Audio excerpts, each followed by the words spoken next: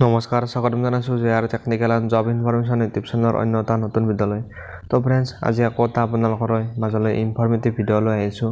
তো friends airport authority ইণ্ডিয়াৰ ফালৰ পৰা কিছু নতুনকৈ পোষ্ট মুকলি কৰা হৈছে আৰু সেই পোষ্টত এপ্লাই কৰিবলৈ হ'লে আপোনালোকৰ বয়স কিমান লাগিব, এডুকেশ্যন কোৱালিফিকেশ্যন কিমান লাগিব আৰু কেতিয়াৰ পৰা এই পদবিলাকত এপ্লাই হ'ব আজিৰ ভিডিঅ'টোত আপোনালোকক সবিশেষ ষ্টেপ বাই ষ্টেপ দেখুৱাম।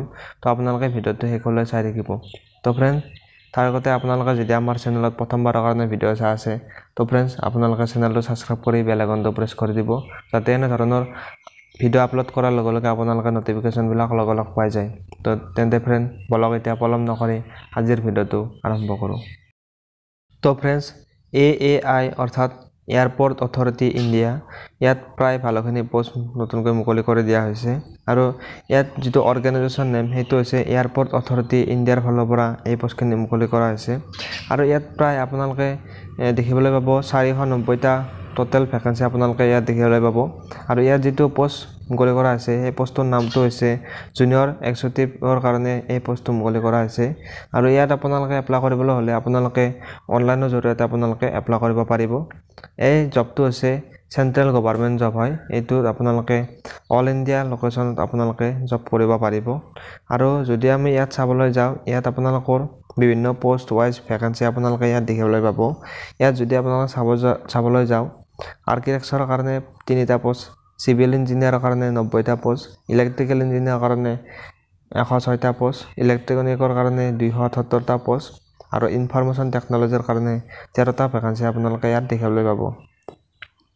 আৰু এই পোষ্টত এপ্লাই কৰিবলৈ হ'লে আপোনালোকৰ বয়স কিমান হ'ব লাগিব। তো ফ্ৰেণ্ড যদি আপোনালোকে এই পোষ্টত এপ্লাই কৰে তেনেহ'লে আপোনালোকৰ বয়স 18 বছৰৰ পৰাই 27 বছৰলৈ আপোনালোকে যদি এজন জেনেৰেল কেণ্ডিডেট হয় তেনেহ'লে আপোনালোকে এপ্লাই কৰিব পাৰিব আৰু ইয়াত আপোনালোকৰ কেটেগৰী ৱাইজ কিছু এজ ৰিলেক্সেশ্যন আপোনালোকক দিয়া হৈছে।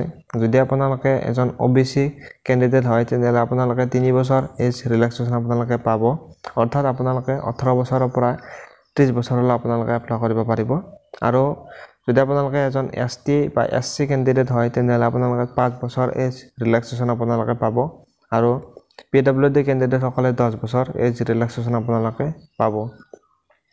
এবাৰ আহিল এই পদবিলাকত এপ্লাই কৰিবলৈ হ'লে আপোনালোকৰ এডুকেশ্যন কোৱালিফিকেশ্যন কিমান হ'ব লাগিব। আপোনালোকৰ ইয়াত পোষ্ট ৱাইজ বিভিন্ন এডুকেশ্যন কোৱালিফিকেশ্যন বিচৰা হৈছে আৰু যদি আপোনালোকে ইলেক্ট্ৰিকেল ইঞ্জিনিয়াৰত এপ্লাই কৰে তেনেহ'লে আপোনালোকৰ bachelor degree in engineering technology in ইলেক্ট্ৰিকেলৰ আপোনালোকৰ থাকিব লাগিব। ইয়াত আপোনালোকৰ দেখিবলৈ পাব বহুতো পোষ্টৰ কাৰণে ইয়াত বিভিন্ন পোষ্টৰ কাৰণে বিভিন্ন কোৱালিফিকেশ্যন আপোনালোকে ইয়াত দেখিবলৈ পাব। ইয়াত যদি আপোনালোকে গোটেইখিনি ডিটেইলছ চাব বিচাৰে তেনেহ'লে আপোনালোকে ভিডিঅ' ডেছক্ৰিপশ্যন বক্সত আপোনালোকৰ লিংকটো দি দিম, আপোনালোকে সবিশেষ ডিটেইলছ আপোনালোকে চেক কৰিব পাৰিব। এবাৰ আহিল এই পদবিলাকত এপ্লাই কৰিবলৈ হ'লে আপোনালোকৰ কিছু এপ্লিকেশ্যন ফিজ দিব লাগিব আপোনালোকে। যদি আপোনালোকে এজন জেনেৰেল কেণ্ডিডেট হয় আৰু OBC EWS কেণ্ডিডেট হয় তেনেহ'লে আপোনালোকে 300 টকা এপ্লিকেশ্যন ফিজ দিব লাগিব আৰু ST SC PWD ফিমেল কেণ্ডিডেটসকলে কোনো ধৰণৰ এপ্লিকেশ্যন ফিজ দিব নালাগে। তো ফ্ৰেণ্ডছ এই পদবিলাকত এপ্লাই কৰিবলৈ হ'লে আপোনালোকৰ 2 এপ্ৰিলৰ পৰা অৰ্থাৎ 2 এপ্ৰিলৰ পৰা এই পদবিলাকত এপ্লাই ষ্টাৰ্ট হৈ গৈছে। ইতিমধ্যে এই পদবিলাকত এপ্লাই চলি আছে।